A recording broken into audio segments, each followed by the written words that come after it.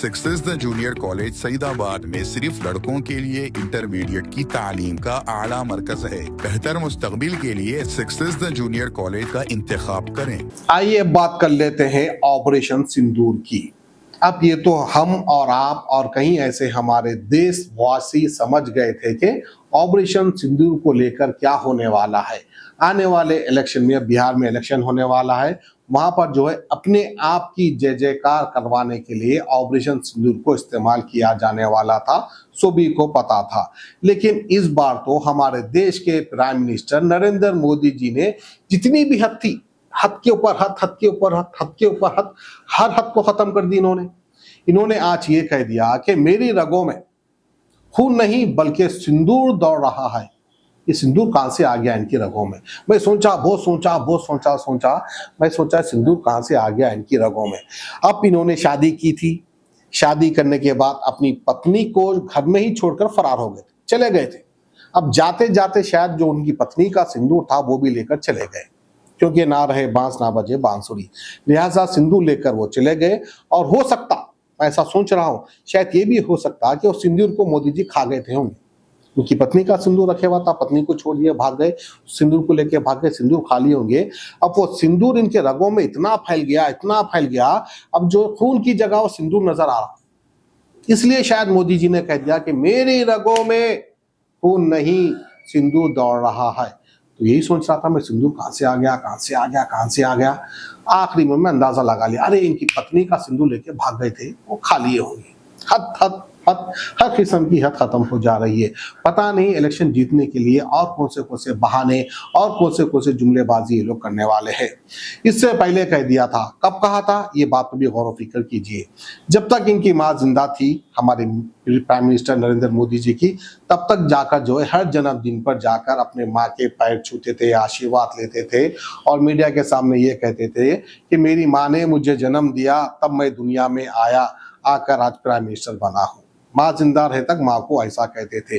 अब जब इनकी माँ दुनिया से गुजर गई, उसके बाद ये कहने लगे मैं तो जो हूँ बायोलॉजिकली पैदा नहीं हुआ हूँ। अब वाह, हद खत्म हो गई। यहाँ पे भी ये कह दिया था कि मैं बायोलॉजिकली पैदा नहीं हुआ हूँ, मैं तो एक अवतार हूँ, यानी इनके माँ बाप से ये पैदा नहीं हुए। अगर माँ जिंदा होती तो शायद क्या करती थी, सोचो। इसलिए माँ के जाने के बाद इस तरह से और एक फेक हम पार्क में फेंक दिए। बहरहाल फेंकते जुमलेबाजी करते अब ऐसा लग रहा है कि हमारी देश की आवाम वजन हो चुकी है इनकी जुमलेबाजी से। अब बिहार के इलेक्शन जब होगा, जब रिजल्ट आएगा, तब पता चलेगा कि आवाम इनसे कितनी वजन है, या आवाम आज भी वही अंदाज में इनको वोट डालेगी। रिजल्ट आने के बाद मालूम होगा। अब की बार 400 पार के नारे लगा के थक गए, लेकिन 400 तो दूर की बात है, 300 भी नहीं ला सके। अब देखने वाली ये बात होगी कि अब बिहार में क्या रंग लाते हैं, कुछ लाते हैं या तो फिर जीरो पर पलट के आते हैं, क्योंकि जुमलेबाजी की हद खत्म हो गई।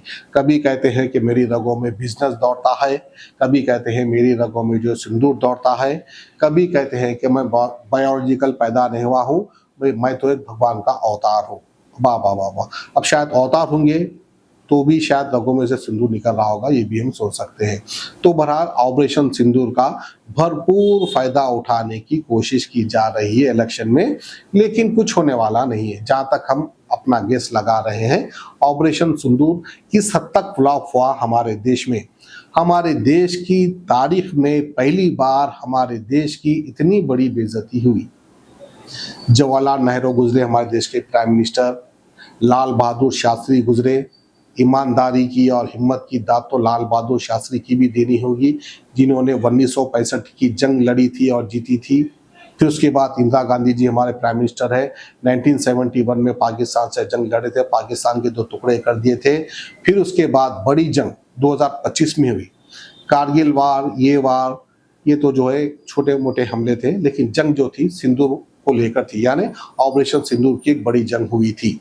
उसमें पहली बार हमारे देश की तारीख में पहली बार हमारे देशवासियों को शर्मिंदगी हुई, क्योंकि सीज फायर कर दिया। किसके कहने पर? ट्रंप के कहने पर। वाह।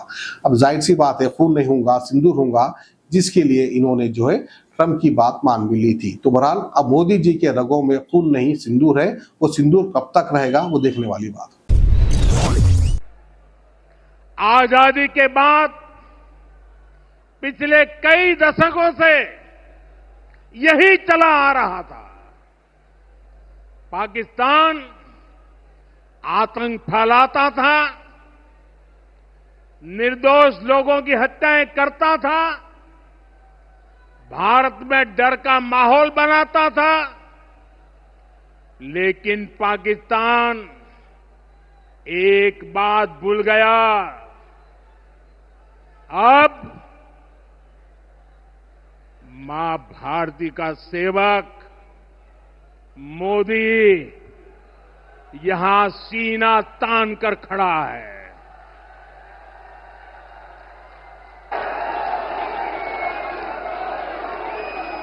मोदी का दिमाग ठंडा है, ठंडा रहता है, लेकिन मोदी का लहू गर्म होता है।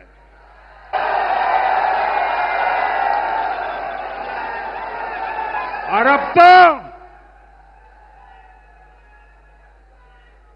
मोदी की नसों में लहू नहीं, गरम सिंदूर बह रहा है।